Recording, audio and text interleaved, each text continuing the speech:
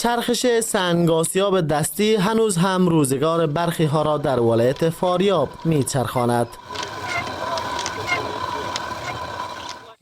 هرچند با وجود آمدن آسیاب‌های برخی و آبی آرد کردن گندم را آسان ساخته است، اما هنوز هم در برخی مناطق ولایت فاریاب از آسیاب دستی کار گرفته می شود. بگی خان حافظ از باشندگان ولسوالی قرمخول است. بگی خان مصارف خانوادی 6 نفره‌اش را با همین آسیاب دستی تأمین می کند.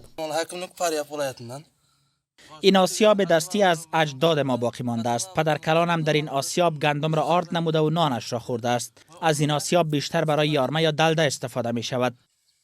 این آسیاب دستی گندم را به آرد و نیز به یارمه یا دلده تبدیل می کند.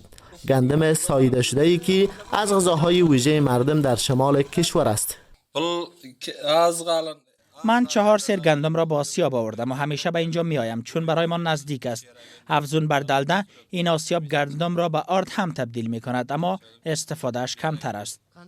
این آسیاب دستی روزانه می تواند حدود 20 تا 30 سیر گندم را جویا بساید. اما با این همه پیشرفت بگی خان امیدوار است این حرفه را به نسل بعد از خودش به میراث گذارد.